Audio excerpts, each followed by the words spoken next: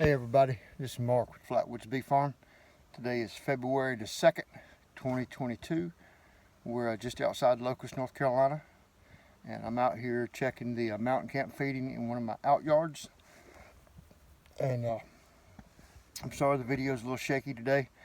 No tripod, no nothing, no help. Just me and my iPhone and my bees. So what we're doing today is checking our stores. You're going to see where or how I replenish mountain camp feeding, and how critical it is in February and March that you keep track of how much food your colonies have. These are the months they starve. Okay. All right. Enjoy the video. If you do, please like and subscribe to the channel, and we sure do appreciate it. Thank you.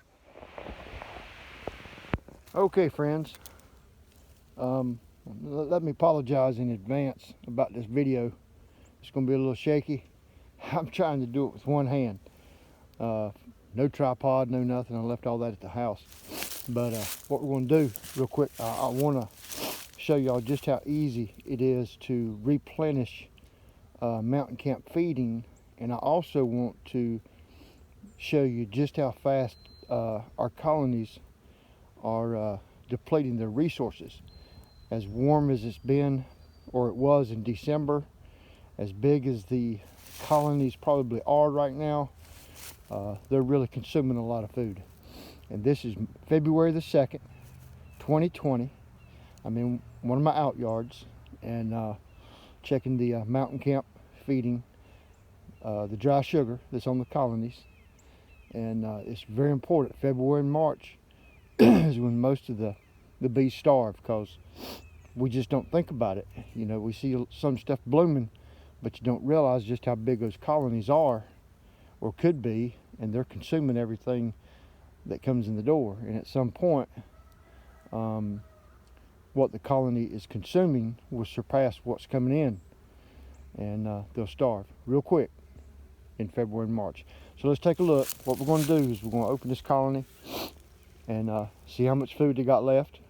I anticipate none. Yeah, I snuck a peek. If you think I don't, you're crazy. Yeah, I snuck a peek. There ain't a thing in here. They have consumed about, I think that's, what are these? These are 10-pound bags of sugar from Walmart, and they consumed every bit of it in about a week and a half of what I put in there. I usually put about half of one of those on a colony, so it's all gone. So let me show you how easy it is just to replenish. See, this colony's healthy. It's huge, you know. Every seam has bees in it. And you see I got just so you'll know, this is my brood chamber, okay? This is a honey super. Let me tell you the story on that while we're talking. When I poured all my honey last summer, not everything was capped, so I condensed everything that wasn't capped or wasn't full into this, put it on the bottom of the brood chamber so they could consume it and move it up.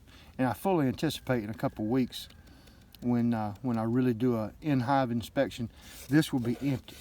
We're pretty much empty. But we'll see. And that's the only reason this one's on there, because I had some honey that I couldn't extract, and I just gave it back to them underneath. Because I do typically overwinter in a single brood chamber. So let's see. As you can see, they've eaten every bit of it. There's the piece of paper that I put down when I fed them last time. See just how gentle these bees are? Gosh, I wish you could feel the heat coming up out of them. It's amazing. And I haven't even smoked them yet. Okay? That's the wild thing. These chemical-free bees are just so gentle. And I haven't smoked them yet. I just took the lid off of it. And they could care less if I'm here. But I am going to give them a little bit of smoke. Because I'm going to have to put another layer of newspaper down. Just give them a little smoke.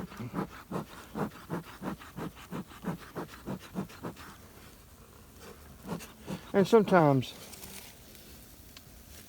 it's not cold, but it's not warm today. It's probably 50, 52, 53. They will start to go down. Get a little bit of bees off of that. And what'll happen is when I put this, well, y'all, I'm going to set you down just for a second. I'll set you down right there. What'll happen when I put this newspaper in there and it touches them,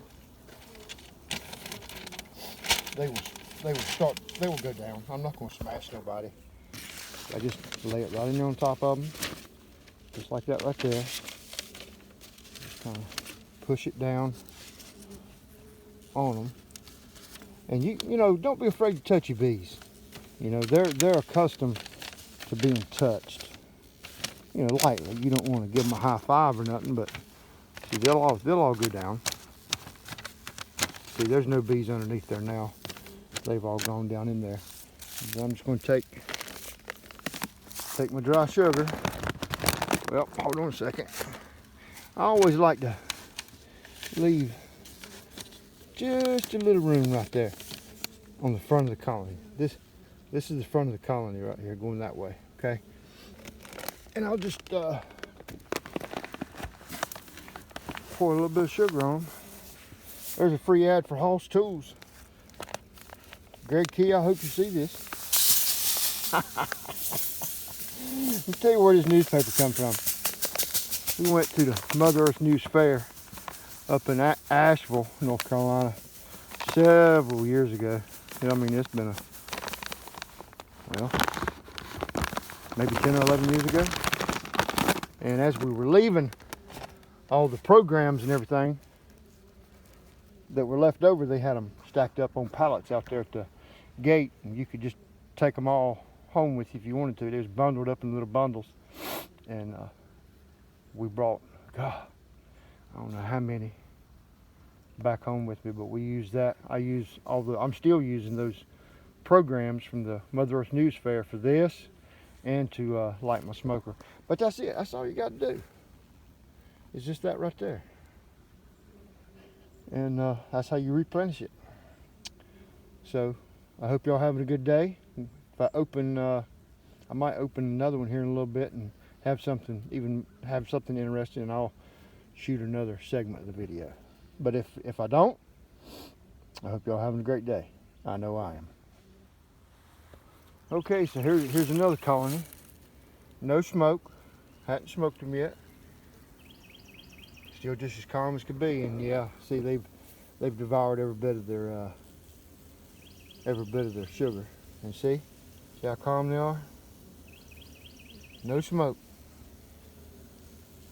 So I'm going to do this one the same way. And I was hoping that I could find one with just partial pieces of the mountain camp feeding, so I could show you how. If you open a colony and you see little pieces of the sugar left, what I typically do is try to estimate where the center of the cluster is.